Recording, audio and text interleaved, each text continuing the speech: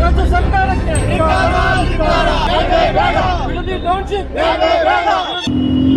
ಪಾಳ್ಯಗಾರರ ನೀವಿಬ್ಬರು?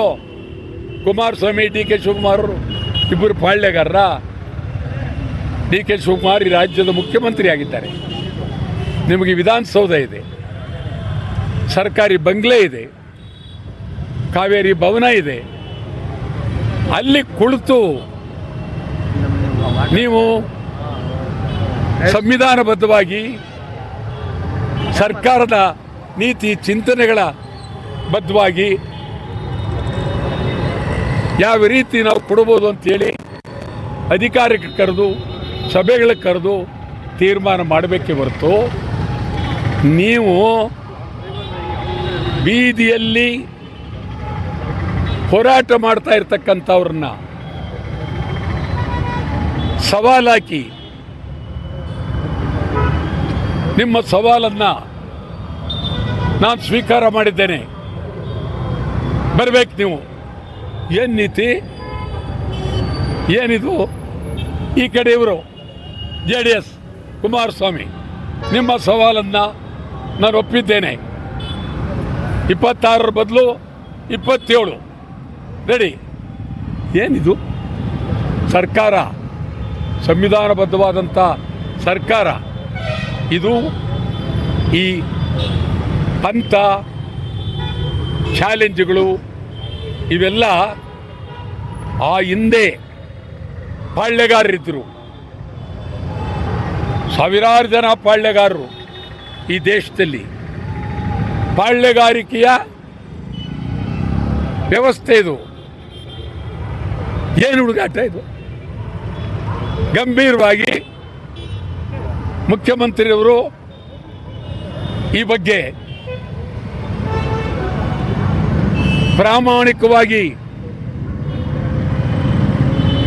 ಒಂದು ವಿಶೇಷ ಅಧಿವೇಶನವನ್ನು ಕರೆದು ಕನಿಷ್ಠ 1-3 ದಿನದಲ್ಲಿ ಅಧಿವೇಶನ ಕರೆದು ನಾವು ರೈತರ ಜಮೀನುಗಳನ್ನು ಪಡಿಬೇಕಾದರೆ ರೈತರಿಗೆ ಕಣ್ಣೀರಿಲ್ಲದೆ ಯಾವ ರೀತಿ ಜಮೀನು ಪಡಿಬೋದು ಅಂತ ತೀರ್ಮಾನ ಮಾಡಿ. ಕುಮಾರಸ್ವಾಮಿಯವರು ನೀವೇ ಮುಖ್ಯಮಂತ್ರಿ ಆದವರು, ಬನ್ನಿ ಜನಗಳ ಮಧ್ಯೆ ಕೂತ್ಕೊಳ್ಳೋಣ. ಇದು ಉಂಟೇನ್ರಿ? ಮುಖ್ಯಮಂತ್ರಿ ನೀವು ಜನಗಳ ಮುಂದೆ ಕೂತ್ಕೊಂಡು ಅಲ್ಲೊಂದು 5,000 ಜನ ಸೇರಿ ಅಲ್ಲಿ ಒಡೆದಾಟ ಆಗಿ ಇದು ಮುಖ್ಯ. ನಿಮ್ಗೇನು ಇದ್ರ ಬಗ್ಗೆ ಚಿಂತನೆ ಇಲ್ವೇ? ಏನದು ಹುಡುಗಾಟ ನಿಮ್ಮದು? ಸವಾಲುಗಳು ಸಂವಿಧಾನಬದ್ಧವಾಗಿ ನೀವು ಮುಖ್ಯಮಂತ್ರಿ ಆಗಿದ್ದೀರಿ, ನೀವು ಪಾರ್ಲಿಮೆಂಟ್ ಸದಸ್ಯರಾಗಿದ್ದೀರಿ. ಗೌರವವಾಗಿ ನಿಮ್ಮ ಮಾತುಗಳು ಸವಾಲುಗಳು ಇದು ಒಂದು ರೀತಿ ಪಾಳ್ಯಗಾರಿಕೆಯ ಆಗುತ್ತೆ, ಆಗಕೂಡದು. ನಿಮ್ಮ ಸವಾಲುಗಳು ಬೇಡ.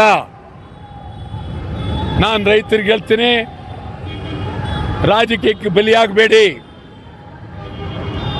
ರಾಜಕೀಯಕ್ಕೆ ಬಲಿಯಾಗಬೇಡಿ. ನಾನಂತೂ ಪ್ರಾಮಾಣಿಕವಾಗಿ ನಿಮ್ಮ ಜೊತೆಲಿದ್ದೇನೆ. ಈ ನಾಟಕಗಳು ನೋಡ್ತಾ ಇದ್ದೀನಿ, ಈ ಪಾತ್ರಗಳು ನೋಡ್ತಾ ಇದ್ದೀನಿ. ಎಲ್ಲಿಗೋಗಲಿ ನಿಮ್ಮ ಜೊತೆಯಲ್ಲಿ ನಾನು ಜೈಲಿಗೆ ಹೋಗಿ ಸಿದ್ಧ. ಹೆದರಬೇಡಿ, ಧೈರ್ಯವಾಗಿರಿ. ರೈತರ ಪರವಾಗಿ ಭದ್ರವಾಗಿ ನಾವು ನಿಲ್ತೇವೆ. ಇದು ಬೇಡ, ಯಾರೂ ಕರಿಬಾರ್ದು. ಪಂಥ ಇಬ್ಬರು ಸವಾಲು ಬರೋದಾದರೆ ನೀವು ರಾಜೀನಾಮೆ ಕೊಡಿ, ಮುಖ್ಯಮಂತ್ರಿಯವರು ನೀವು ರಾಜೀನಾಮೆ ಕೊಡಿ. ಕೇಂದ್ರ ಮಂತ್ರಿ ಕುಮಾರಸ್ವಾಮಿ ಅವರು ಕೊಟ್ಟು ಬೀದಿಗೆ ಬನ್ನಿ.